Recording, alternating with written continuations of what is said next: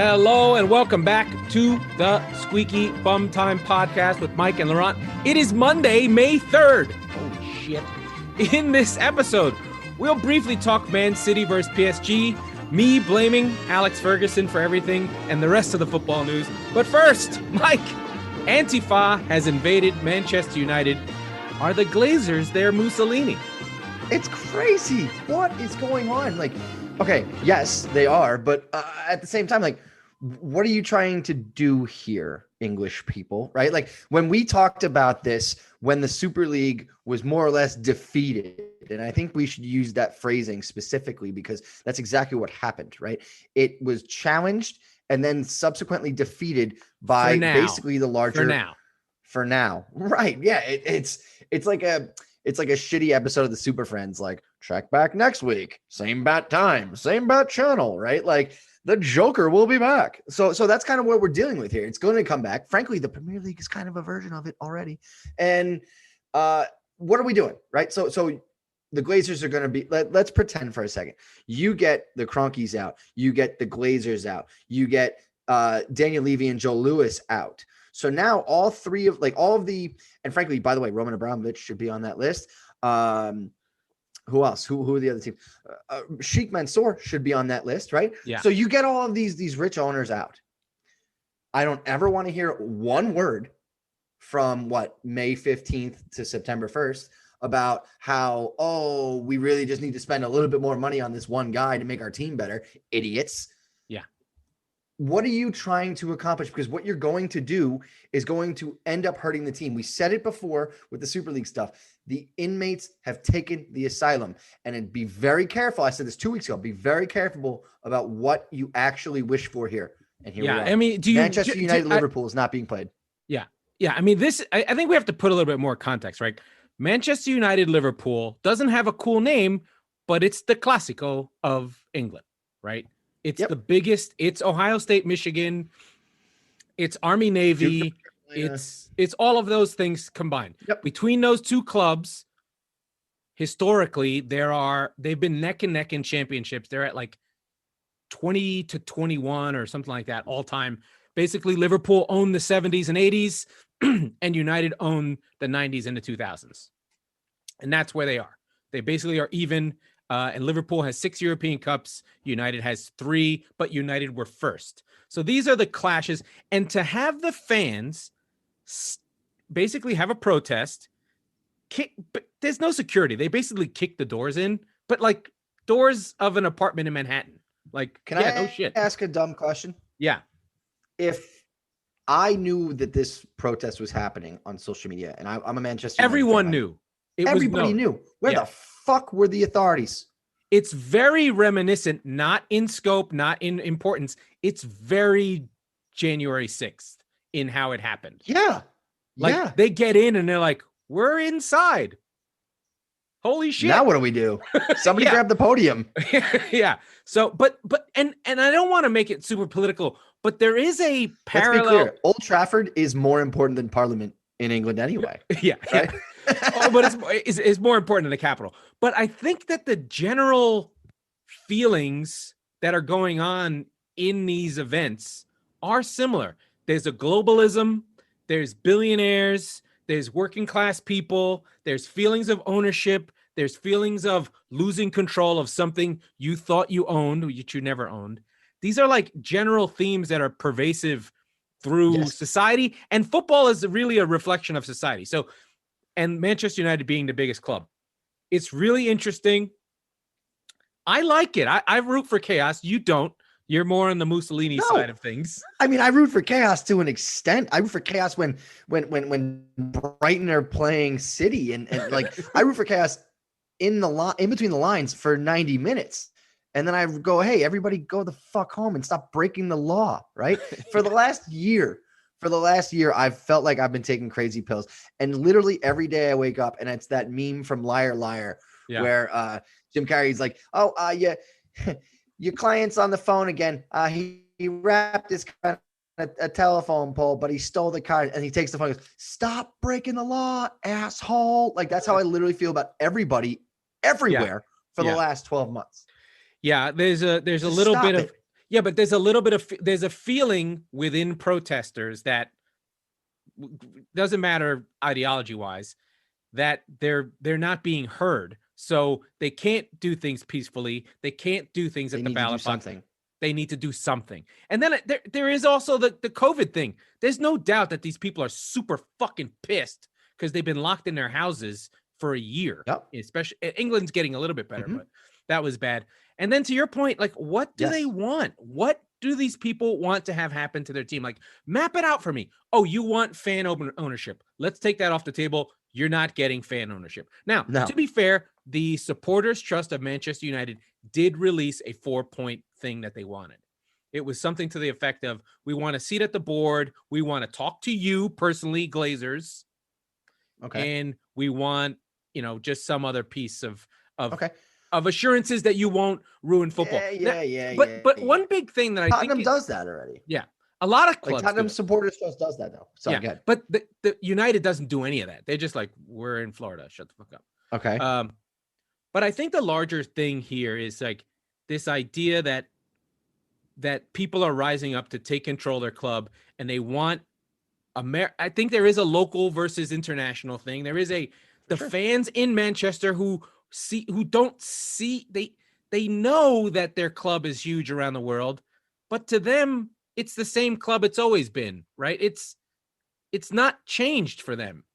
Whereas for us in America, we're like, oh, the Premier League is new. For them, they're just going along their business, whatever. And they're just feeling like, hey, I put this club, I've been in this seat for fucking 40 years or whatever. But the idea, Roy Keane talked about the prawn eating brigade, prawn sandwich brigade in 1997, right? The people that don't belong here, that they're not football people, that whatever. It's like if the people at Yankee Stadium bleachers took over the Yankees and had control over the Yankees. The original one, like pre-2009, old bleacher creatures, cocaine. There's 15,000 people at Yankee Stadium version. Like when I went as a kid, they literally were sniffing coke out of things, and they would make people throw up, and it was songs, it was racist. And it was God amazing. forbid It was the greatest fucking thing any 15-year-old could do on a regular basis. We chanted, we pay 3, you pay 10.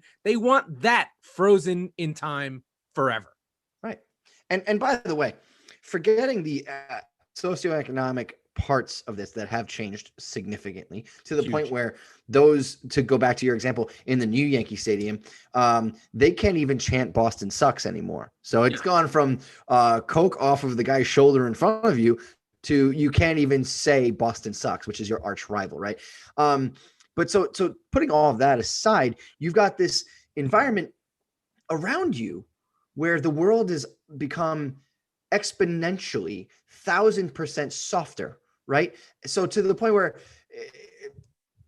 any chants and songs, they start to get weeded out one by one in England, right? And so Arsenal, right? They lost Highbury, and there's no singing, basically. Well, it's not even that there's no. Well, yes, the argument is that the commercialization of it killed it. Yes. But the PC part of it has actually shot it in the face from point blank range, right? So there's nothing that's funny anymore, because if it's funny to you, then it's offensive to somebody else, and heven forbid, we're going to shoot it down right now. All of this stuff is going together, all of it. It's absolutely. There's no silver bullet here. No, but it's all the same feelings. Like the stuff we see in politics is going on in football, but I still have the fundamental question: what do they want, and how do they want it? And I'm really not sure. I think they really just want a different billionaire. They want Sheikh Mansour. Well, and so that's my problem, right? Yeah. What have the Glazers done that is so terrible? Have they created like thousands of human rights violations in the Middle East? No. Have they? To be fair, we wouldn't take those people in our country that have been abused. Yeah, no, of course, but like because they're Muslim, remember? But okay, is he part of a Russian mafia? No. Okay, so at the very minimum, the Glazers are the third by whatever means, whatever justification. They're definitely not evil. They're not evil. They're at the absolute worst you could ever possibly convince me. They're the third worst owners in the Premier League. They're not even the worst owners in your city. They're definitely not the worst. They're the third worst owners in the Premier League. Yes. Sure. Okay. And so the problem is that, we were talking about it over the course of the weekend. I looked it up, and old man Glazer, Malcolm, who died in 2015, he's like a rags to riches story. He's from upstate New York. His first thing was like selling watches. He got a big contract with a military base to fix watches, and he just slowly but surely built himself up. He's a real success story. Now, you might think his kids are assholes, but this is someone who's kind of like them. So he's George Steinbrenner. Right, but not even yeah. But that's the thing. It's like, okay, be careful what you wish for. Be careful what you wish for. They bought the team in 2005. I didn't hear any complaints. Oh no, there was a lot. Okay, but when they won shit, no, even then, a lot. Then you're fucking wrong. Fucking wrong. What are you complaining about? The thing. Why are you complaining? The complaints are, one, that they weren't winning, and then they were.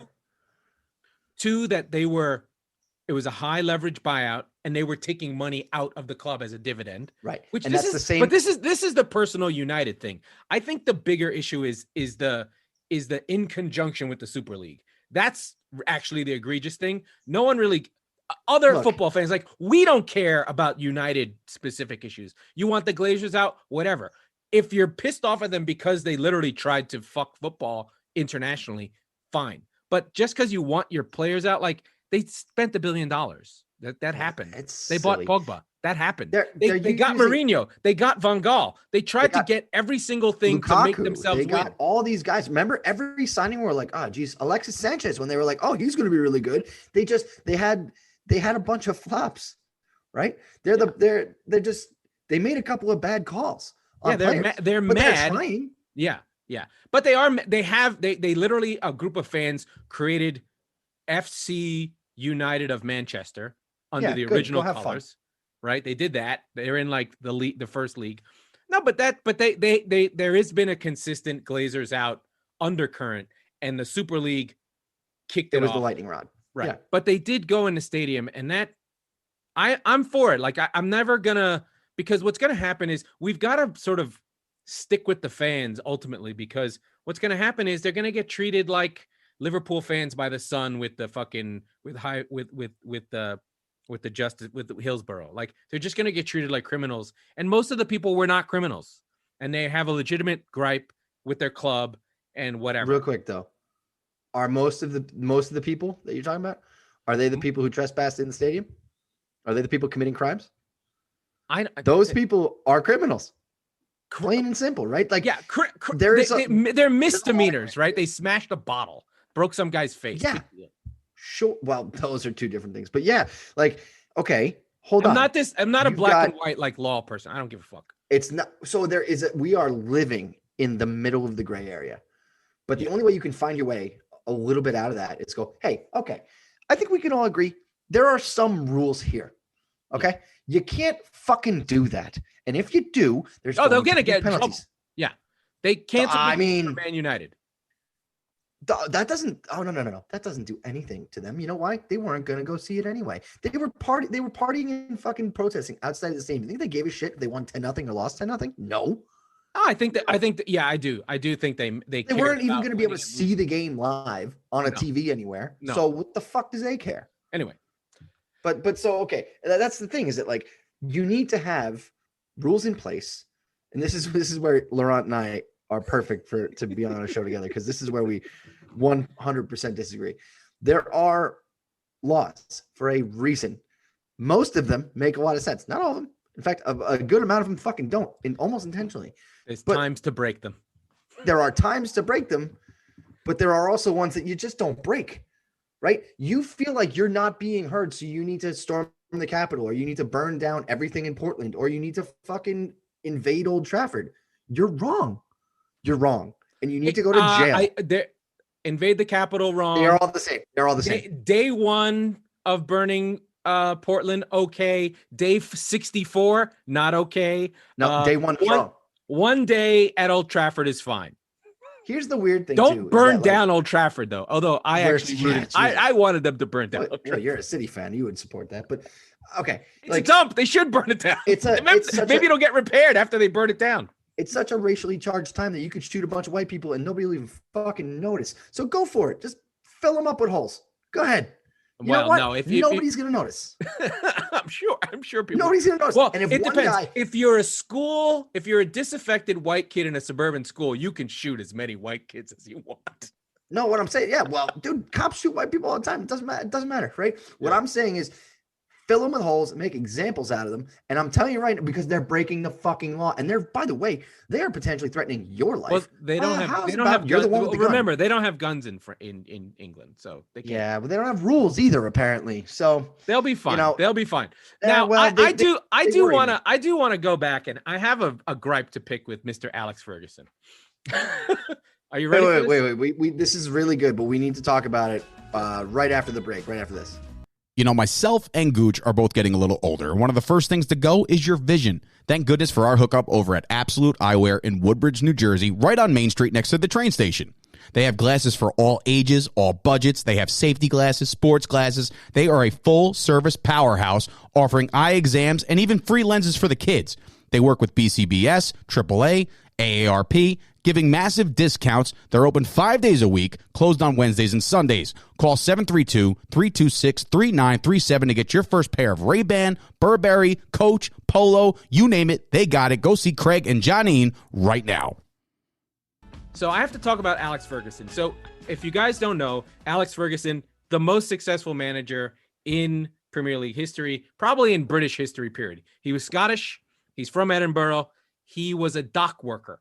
He was a hardcore trade unionist, not socialist, but more working man, blue collar guy who voted Labor his entire life and was taught his players that. And it was in the ethos of Manchester United that we're together, we're a union. You get it from Gary Neville. You get it from that group of players that he was with. He sort of preached this unity kind of dock worker kind of all on the waterfront style thing. He literally worked on the waterfront. Like, he made ships. Then he became a footballer or whatever. He was like, you trust me, you never want to fucking work on the docks. I'll be a footballer forever. Working on the docks sucked shit. Okay. So in that context, he's the manager of Manchester United. When the Glazers buy the team, he's already had been there since 1986. So that's already 17 years. I can't even do the math. It doesn't matter. It's more than 7. Yeah. But they come in. Yeah. 86 is his first year as a manager. So for 4 years, they didn't win anything, by the way. Yeah. Oh, yeah, that's correct. I know. Right. So he's there. The Glazers come in a leverage buyout. And with all his high horse that he's talked about all the time, he never left. He stayed the whole time, all through those years, kept winning. He took the money with his high horse of his union and stuff, and not anti-billionaire, not anti-anything. I'm saying that the United fans should fucking share some anger at Alex Ferguson for basically endorsing Glazer. Had they stopped it right there and be like, I'm leaving the team if these guys buy this fucking team. He didn't. He stayed and propped them up. And the reason why the Glazers have been okay all this time is because from 2004 to 2013, he made it okay. Yeah. Why wouldn't, like, this is where we just have a fundamental because I just think that there's a lot of revisionist. Like it is more to your point. It's like, okay, they've been here for now you're going to get mad now that you're not winning, now that you're 6 years after Ferguson, you're not going to be pissed off. Well, if you're going to be pissed off at Ferguson for winning all that time. You should have been like, you should leave. You shouldn't, sure.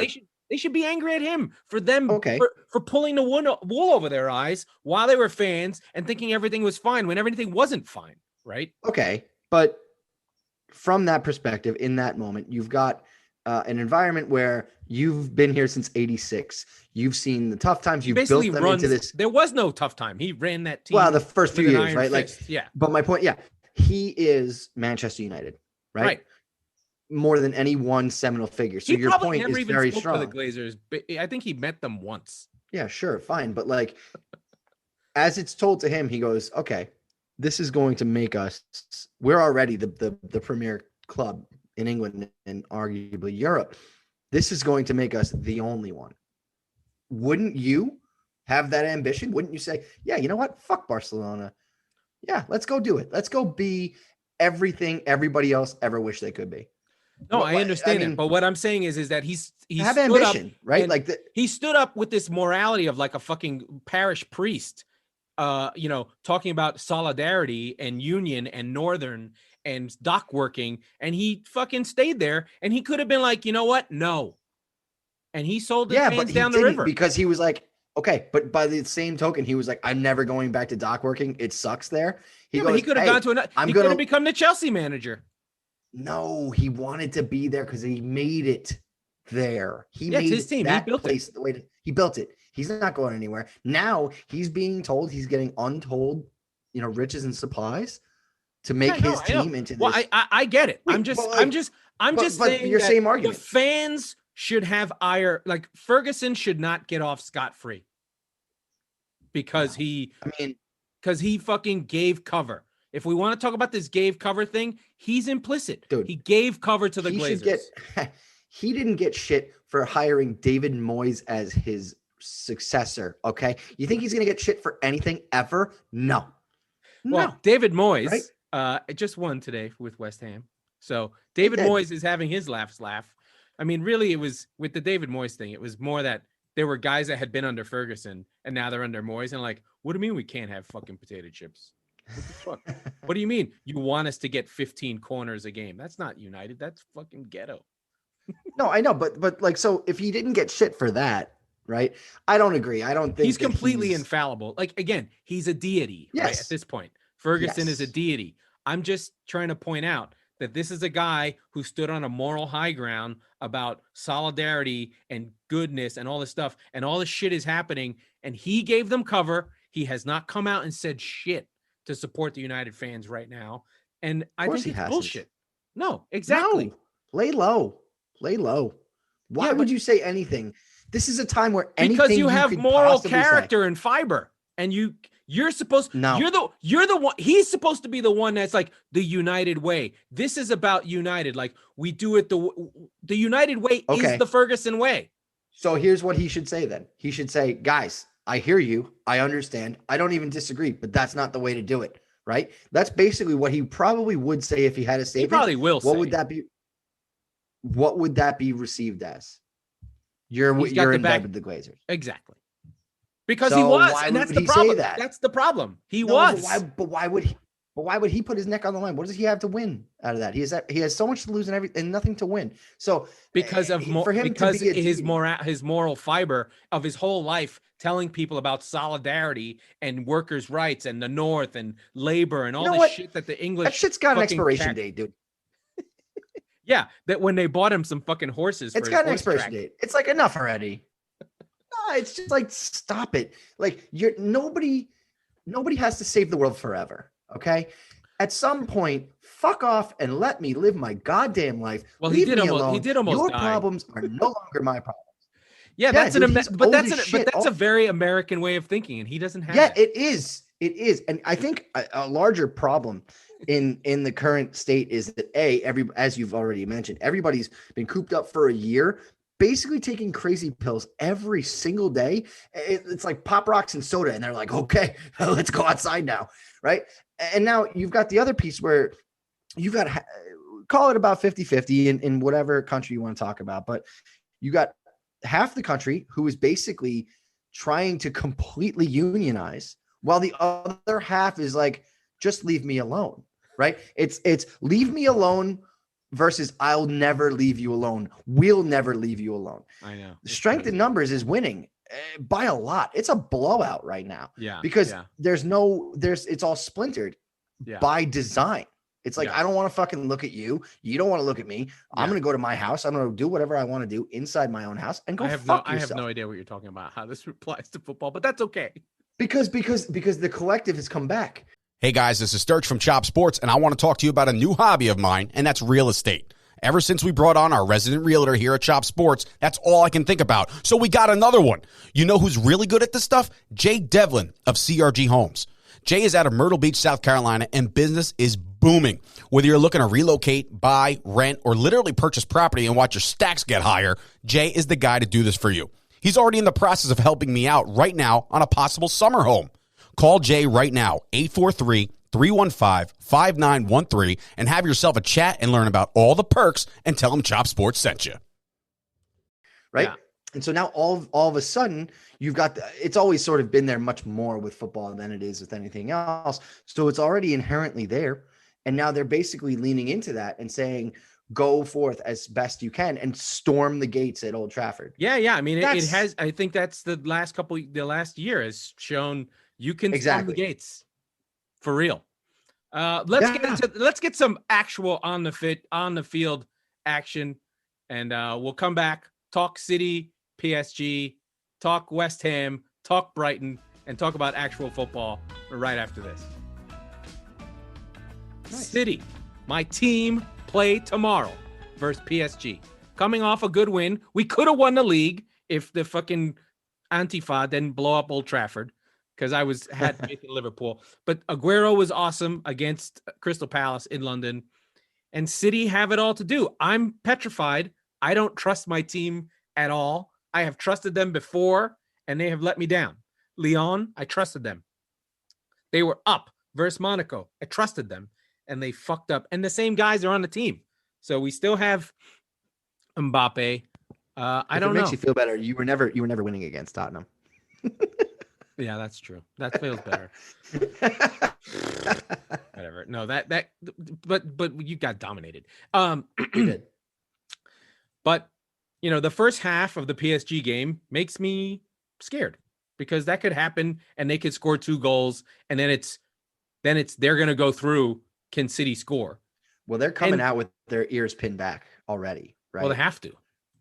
That's what I mean. Like their game plan is go and keep scoring. I said on the show last week, if City score an early goal, it doesn't change a thing for PSG. Yeah. They don't even flinch. Yeah.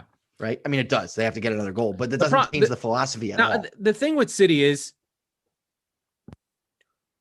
City creates chances. They're the super high-end Brighton, right? Like, they create chances and sometimes finish them, whereas Brighton create chances and never finish them. Never. And so I have hope. I have this fantasy that Aguero will somehow be involved in this game, because he's actually playing, and Pep basically fellatiated him and said he's the greatest player he's ever seen, and we love him, and he's such a nice guy. I can't see him going away from what he's got, but if City are behind, I could see Aguero coming on and trying to fuck around and do something. But City just have a wealth of riches, whereas PSG basically have the guys they have, because they went for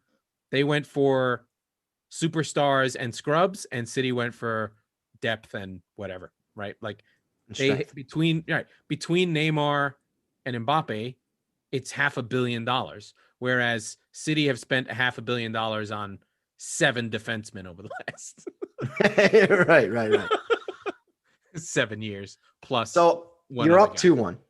You're up 2-1. You've got 2 away goals, which means PSG have to get 2 on you, which I'm not saying. City have given up 2 3 times. You talked about it. But more than 2 only once all season. Right. And so, okay, let's start with this.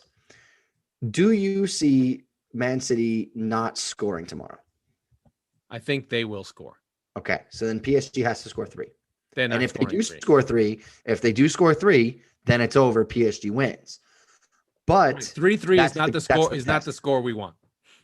No. Right. Well, on aggregate, right? Yeah. But yeah. Okay. And so that's the question: is that, like, for the first time, maybe ever, I don't know, or at least since the Champions League games you cited, right? Well, let's sort of go through the scores, right? 2-0 makes it a tie, and they go into extra time and penalties.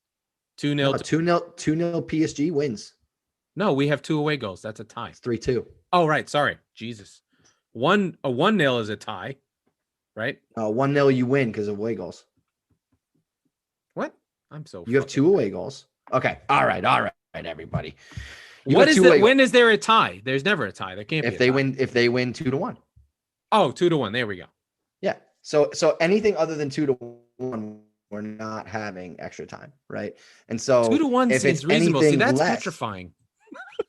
No, I'm scared. That's what I mean. Like, so the question is, does it matter that you get a goal because it goes to extra time and then potentially penalties? I don't want penalties. Oh my. Oh, I I don't even want penalties, and well, first of all, I'm going to be at work. Unfortunately, I'm not honest. actually going to be able to watch this game because. Oh, all right. So here's the thing. Right after we stop recording here, Laurent is going to have some bad guacamole, and he is not going to be able to stop shitting right around 3 p.m. Eastern. And it's terrible. I don't know how I'm going to Close manage to that. time. I literally have a meeting with my boss that I have to go over his fucking project. Maybe At what time?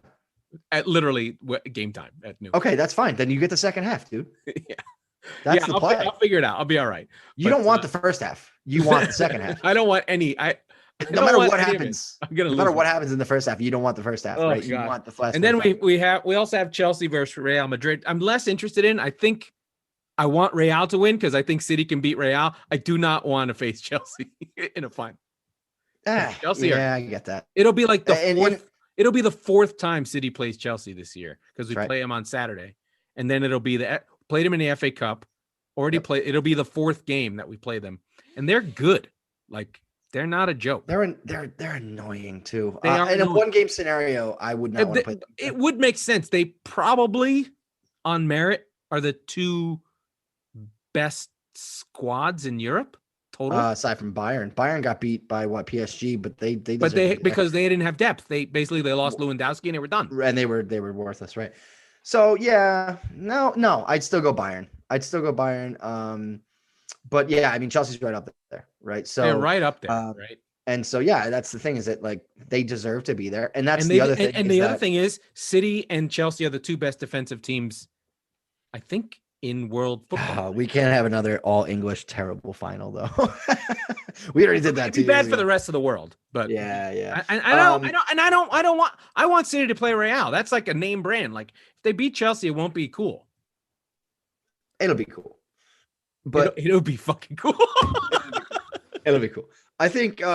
Listen, Chelsea's still got a lot to do too, right? So yeah. I mean, they could still lose, but I just don't. This Real team is not great. Well, think of it like this. But they have. We were talking about the champion. But we were talking about the scenarios and all that stuff with PSG and Man City. Real Madrid it's 1-1, but they're losing right now. Yes. They do not have the tiebreaker. No. So if put it this way, if the game ends 0-0, Real Madrid loses. So they have to come out with the attacking intent to score at least one goal on a Chelsea team who is very defensive and very stout. So that's going to be a challenge. But by the same token, less so, but by the same token, PSG is coming out saying, we got to score 2. We got to go. Real Madrid is doing a lot of the same without a lot of the star power, right? The star power they have is older, right? I think much older. I think you've probably got a left, right, and center, not in any particular anything, but like PSG is on one side of the coin where it's like, okay, we've got 3 studs, two studs, and a bunch of we put it all together, right? City is the complete opposite, where it's like we are just perfect hum. It's B pluses across the board. Yes, we're a perfect hum. Everybody's great. Real Madrid is sort of in the middle because they've got like 4 or 5 guys in that vein of City, but they're older and they're trying to replace it with youth. They basically have I think they have 5 guys that are 3-time champions. Like this is no. Like I'm not saying. Of course, I mean they're older. not fucking around. They are older. They're all over 30, right? So that's the point, is that they're in the middle of the PSG Man City kind of, I guess, the difference between the two of them. And so that's the thing, is it like, will that quote unquote, the intangibles, the shit you hear about in the ghost writer, whatever. I think what's weird with soccer is that stuff is because there can be lots of turnover, but I do think ethos, ghosts, because it's so much more like at the top level, there's less turnover, right? It's kind of old school Yankees, like where the core 4, the same, you keep the same team for a long time. But they're not the core 4. No, right? but what I'm trying to say I don't mean the Yankees. I mean, like, who was the 2 most important players on that Real Madrid 3-peat team? Modric, 2 and Ronaldo. Ronaldo was the most important player. Yeah. Bale scored 2 game-winning goals in the Champions League final. But he was part of the team, but not sinew of the team. But I mean, he was. But that's Real, right? Real can have a winger come in who scores the goals, but still not be part of the team in a weird. Okay. Okay. No, you don't have to defend Bale. I understand. I'll give you a bail. Cristiano Ronaldo is not walking through that door. No, Cristiano Ronaldo's not walking. And that's why they haven't won since he's been there. And that's why they haven't won. But so to say that they have the, all the intangibles, the ghost, the heart of the champion, all that shit. But they do. They do. Yeah. But they don't have the it factor when you need something in the moment. No, and Ronaldo doesn't have it anymore either. I mean, I'd feel better if he was on the field. Right? Although he did do it literally yesterday. Yeah. Like for fucking Juve. Put it this way.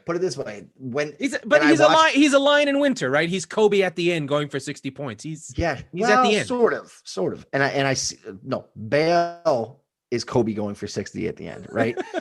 But even still, the goal he scored, not this past weekend, but the little chip dink he scored. Actually, the one he scored the other day too, right? He has the class still. He can't do it for 90 minutes. He can barely do it for 60, but he can do it in spurts, right? And Ronaldo is far better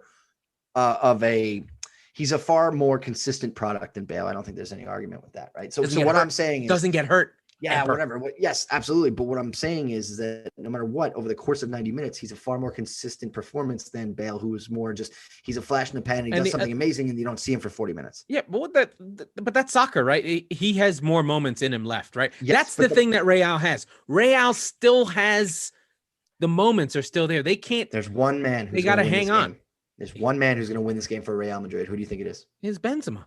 Karim Benzema, absolutely. Well, I mean, goal scorers, right? Goal scorers win. But it could be Vinicius, right? It could be the problem with Vinicius is he's like Raheem Sterling. Like he gets in good places, he just misses. Look, the point is that it could be him. Like if Werner finds his boots, it's over. It's fucking done. But that's the thing. If and have they done it? No. And if my aunt had a dick, she'd be my uncle, right? It's like, you can't count on that. Going into a game like this, you can't go, hey, maybe Vinicius will find his who knows? It's even. It's super close. Like it's a toss-up. We can't. Yeah. And that's what I'm saying is that I think if Real Madrid is going to go through, it's going to be on the back of Karim Benzema. Yeah. But that's a particularly hot take. Narratives will be all over the place, stats, blah, blah, blah. I lean towards Real just because I can't see them losing to Chelsea. I don't think they've ever lost to Chelsea. If Stamford Bridge was full, I would say they don't have a shot. But it isn't, so they do. But it isn't, so they do.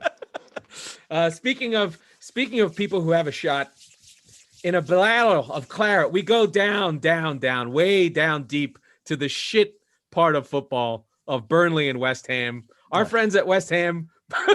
I mean, this is real. They're not my friends.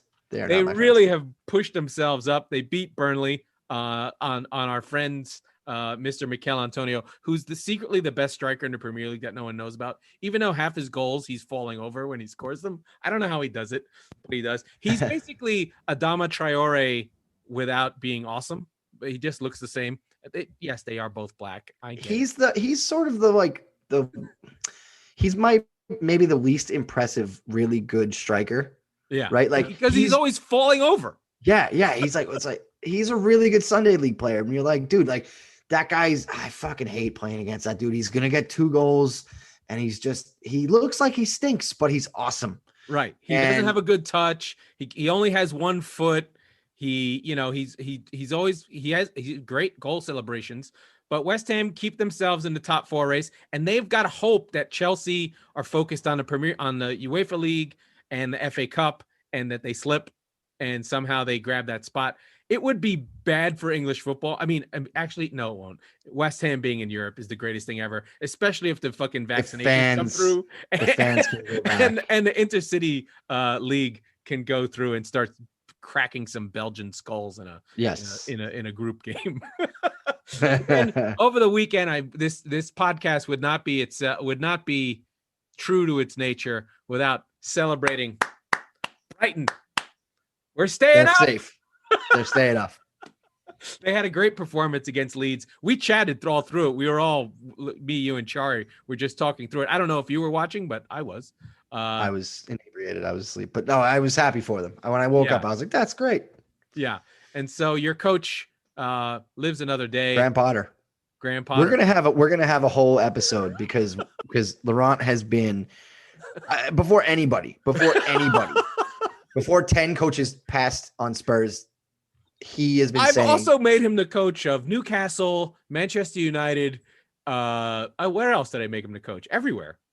I tell you what, you have convinced me. We're going to have, once we don't have something ridiculous to kind of lead with, we're going to go in on a full Graham Potter for Spurs. And if it does happen, we're going to have to get a couple. I don't know what I'll do because I'll be sad. I'll have to leave Brighton. You're not welcome on my side of the fence. So I do have to do one thing. Let me just, I have to do one more thing that just always blows my mind. So if you go to FBref, the greatest website in the world, and you go to the top 5 leagues, now that means that they rank all 100 professional clubs in the top leagues, and you which is what? Wait. Which is England, Spain, France, Italy, and Germany. And Germany. Thank you. Yep. And you sort by expected goal difference. Every single team is a single-digit team. The lowest ranked team in the top 15 is Liverpool, and they're 7th. And you keep going. Milan 4th, Napoli 5th. Roma, wait, 7th. I'm sorry. Explain that. You're saying they're based on their current expected table goal rank. difference, current table. And then one team is an outlier. At number 22 of the top 100 teams in the top leagues in Europe sits Brighton at 14th. Which on aggregate puts you roughly 6th in the Premier League. Yeah. 5th, 6th. Yeah. So this is a team that is incredible. And secretly, they secretly have a great defense. And if you don't fucking get Lewis Dunk on your team, you're stupid because he's fucking awesome. Listen, we have a whole summer to talk about this. Spurs are going to be irrelevant they already are, but like there's nothing left to play for after 3 more games probably. And we can go into the summer wish list and the coaching search and all that stuff. I don't think it's kicking off yet because of 2 reasons. A, Levy has not gotten anybody that he has thought that he might wanted.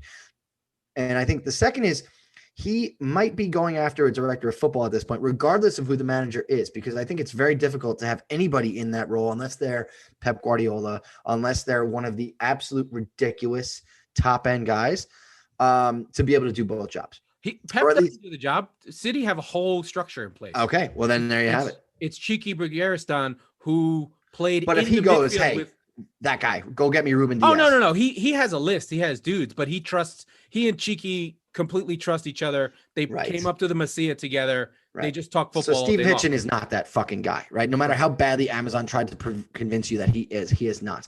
But so that's the thing, right? So there's the other thing. And also, and this is my tinfoil hat idea. The best clubs in the Premier League all have a great GM.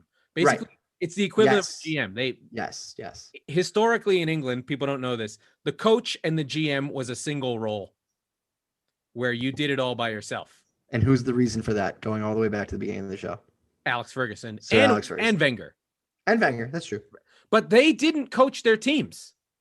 They literally would stand around, watch, and let other guys do all the coaching.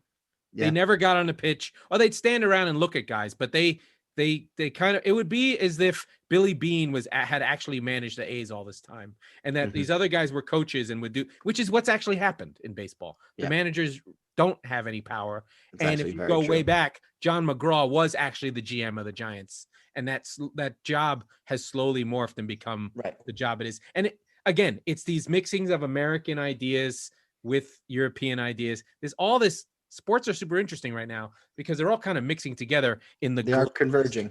The global terror of loss of localism.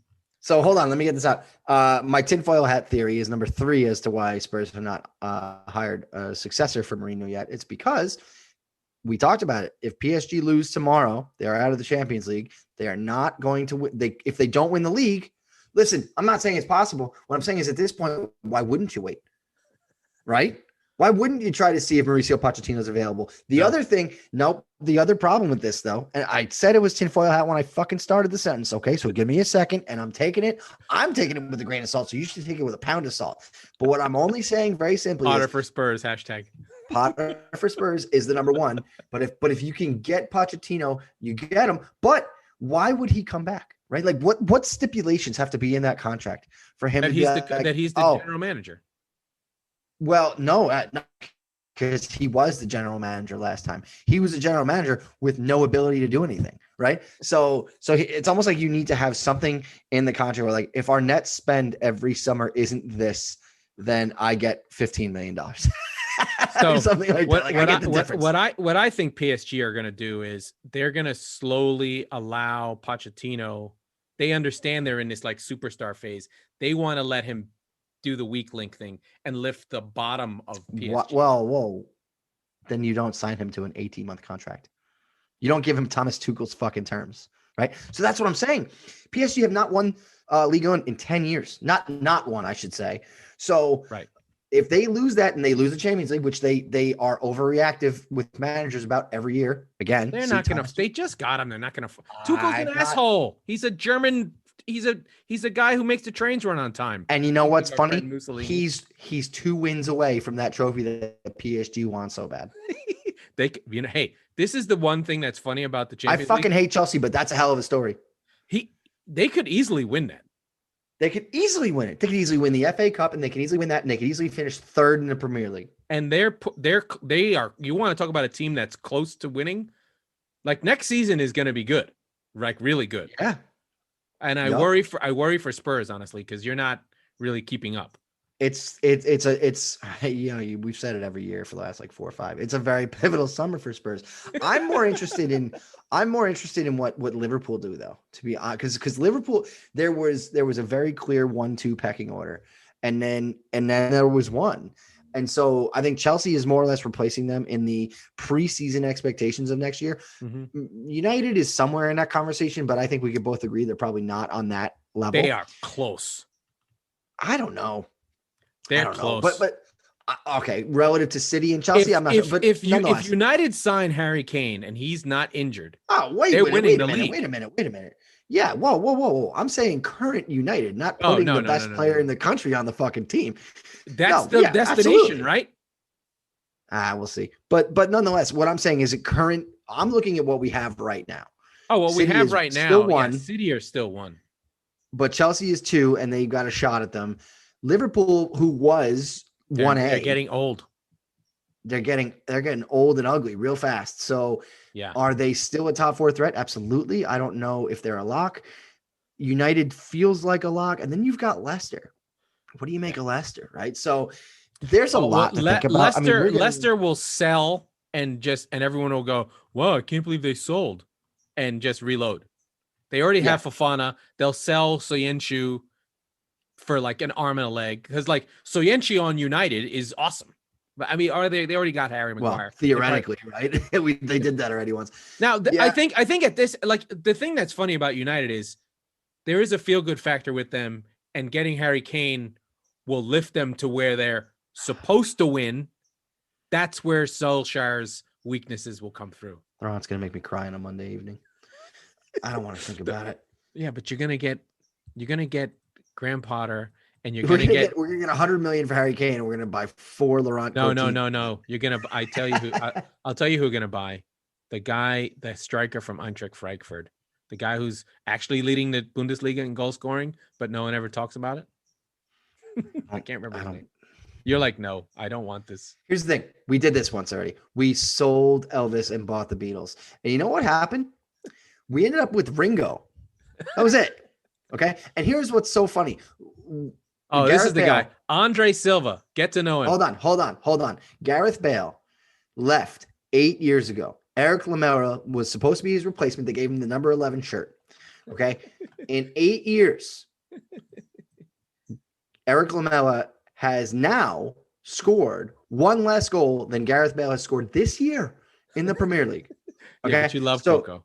Oh, I love him. But like we sold Bale, bought Lamela to be Bale's replacement. 8 years later, Bale has now succeeded in replacing Bale. Yeah, I know. So it's just even when you win 4-0, I know. Where is Robert Soldado right now? Oh boy. I mean, Eriksson was the gem and all of that, right? But Eriksson wins a Scudetto just like he wanted. Christian Eriksen scores the game-winning goal to win Serie A for Inter. And I'm sitting here with my limp dick in my hand, like, oh, great. They're all gonna leave and win somewhere else. Yeah. What's the old Adam Sandler album? They're all gonna laugh at you. That's basically how it feels. They're all gonna laugh at you, Adam. Yeah. I'm sorry, friend. Anyway, let's wrap it up. Let's all pray for City to win against. My team's evil. So no, but so are PSG. PSG's more evil. okay. PSG fixed the World Cup. Yeah, that was the Squeaky Bum Time Podcast with Mike Salerno and Laurent Cortines. We release episodes on Mondays and Thursdays. We're still part of the Chop Network, who are doing a great job with their weird ad reads that don't make sense in the middle of our show. Please rate, review on Apple Podcasts, as it makes a huge difference for the show. Thanks, guys. We appreciate it. And I'll either be crying or cheering. No, you'll be crying. You'll be crying either way. I know you. You'll be crying.